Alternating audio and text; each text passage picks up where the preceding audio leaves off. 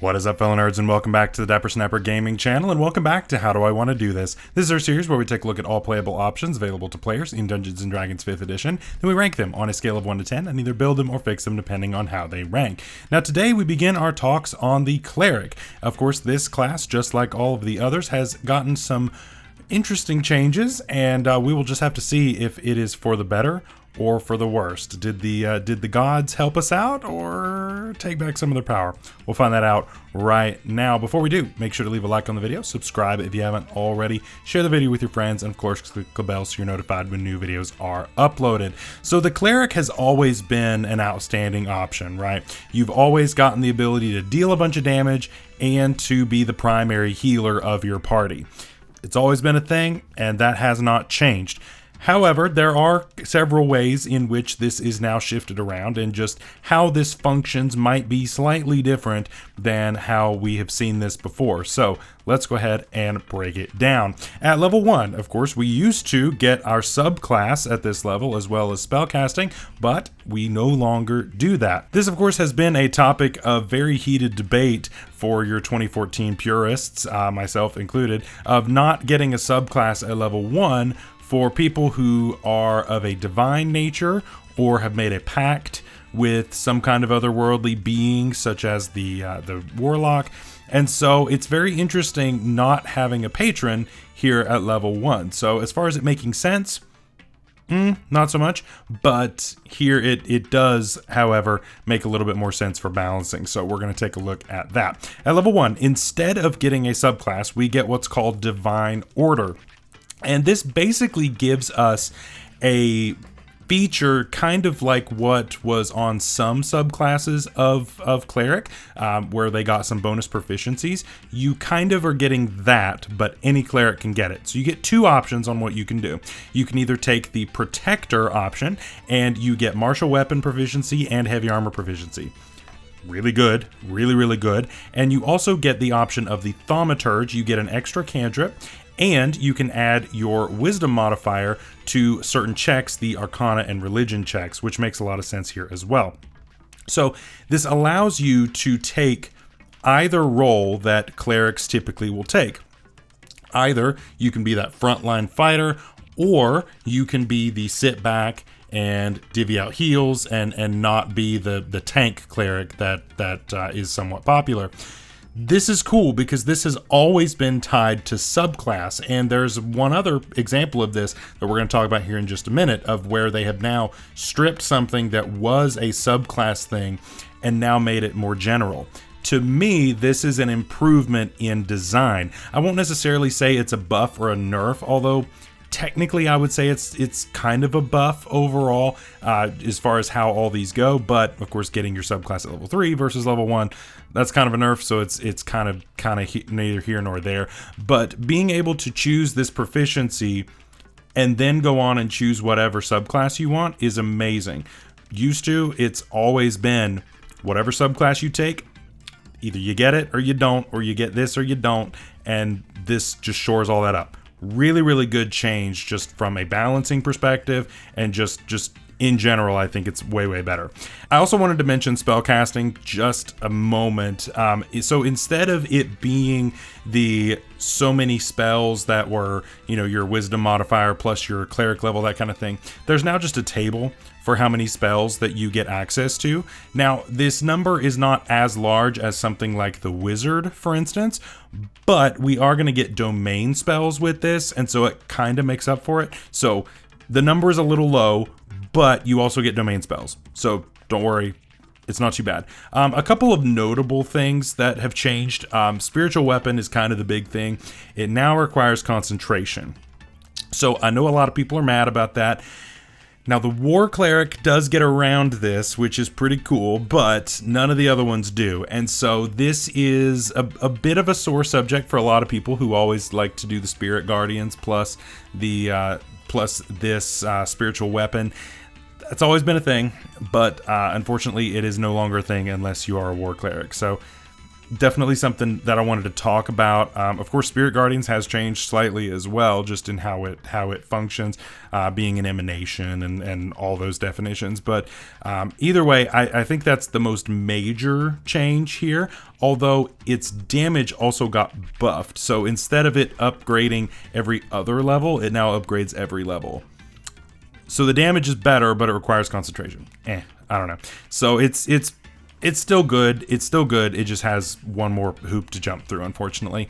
So at level 2, we're going to get our Channel Divinity. And this is similar in how it's worked before. So you get this ability. You can use it either action, bonus action, depending on what it is you're using it on. And you get 2 per day for right now. You will eventually get 4 per day. And so this is cool. Now, you used to be able to get all of these back on a rest. Now you get 1 back on a rest, so that is a bit of a nerf there, unfortunately. But still, these are very, very helpful. You still get Turn Undead, which the changes here are not notable enough for me to really care. It's pretty much the same thing as what we're used to. Divine Spark is a new option though, and this is really cool. Now, of course, we used to get the option to like regain spell slots and all that good stuff, but that is no longer here. That was a Tasha's feature. That is gone, so we don't get to do that anymore. However, Divine Spark is actually pretty cool, and it gives us an option other than the Turn Undead here at this level, which we may or may not need, and even beyond this, we may or may not need this, and this allows us to add damage or healing. This is cool, right? Because that's what we do as clerics. We are here to harm or heal, right? This fulfills both of those. So I think that's a very, very helpful generic thing for us to be able to do. If our specific Channel Divinity, either for Turn Undead or from our subclass, does not end up helping us throughout the day, this still gives us something that's going to always be useful. Very, very cool to see that. Definitely a buff. I like that a lot. Next up, at 3rd level, of course, we get our subclasses, and so we can get either Life, Light, Trickery, or War, and that's what we will be covering over the next 4 weeks, so I'm not going to get too deeply into this. Just a generic overview of what has changed. Life is mostly unchanged. We just swapped out a few spells here. Light domain, same thing. Very, very subtle changes, but it's mostly the same. Again, a couple domain spell differences, but for the most part, pretty similar.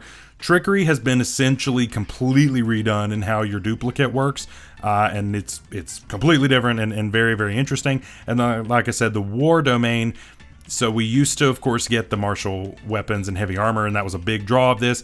Now you can do that with anything, and so they've completely changed that around, so we get like Shield of Faith, spiritual weapon, that kind of thing, without doing concentration and that kind of thing. There's some really interesting ways that works out there.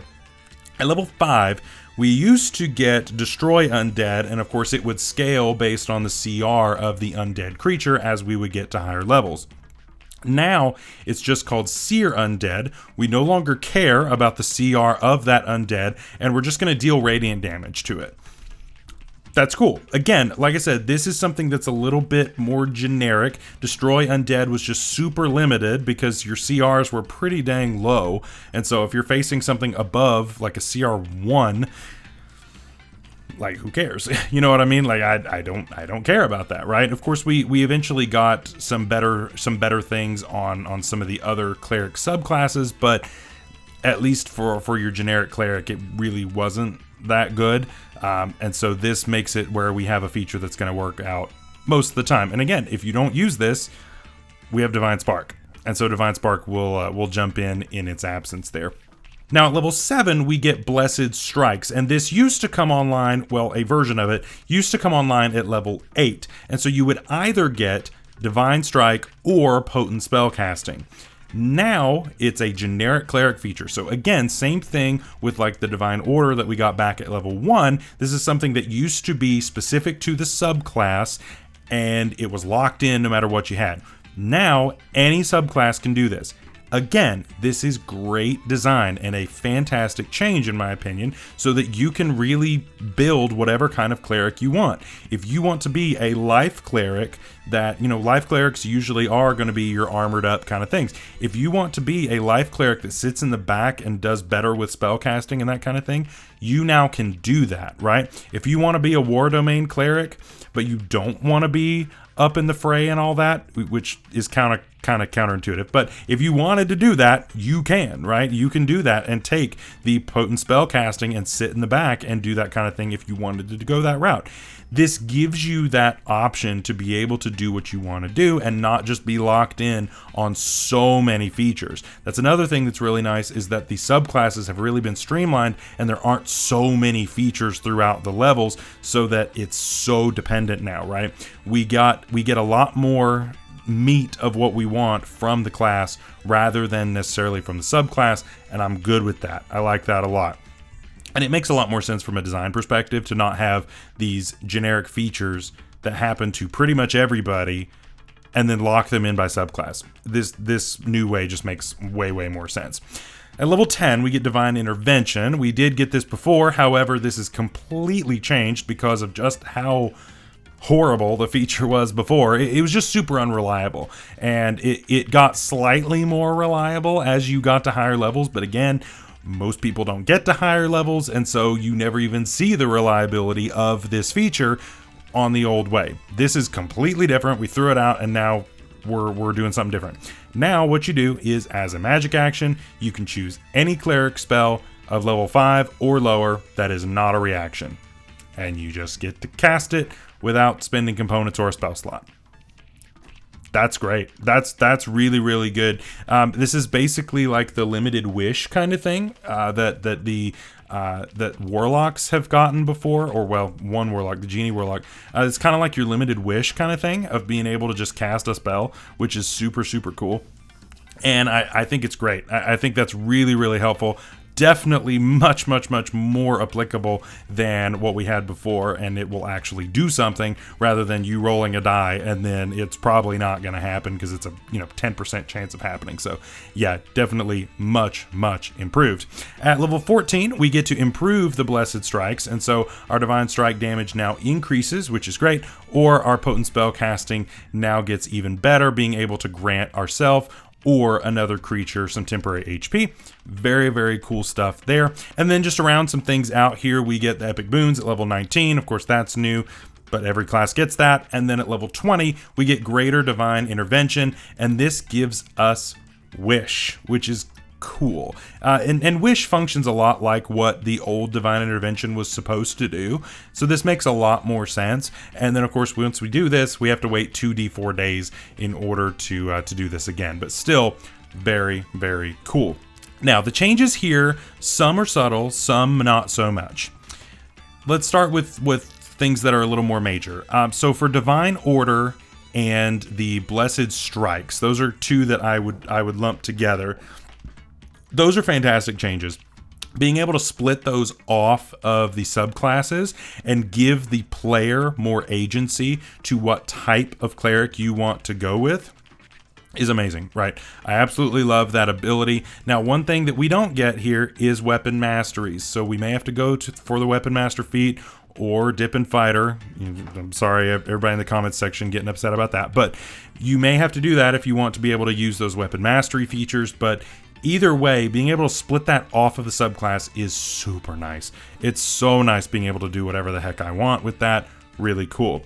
Channel Divinity works the same pretty much as it always has.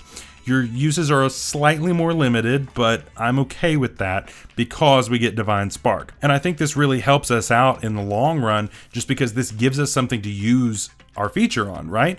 If we have a domain that our Channel Divinity is not all that useful for on a day, and we don't fight undead, this gives us something that's always going to be useful in every situation.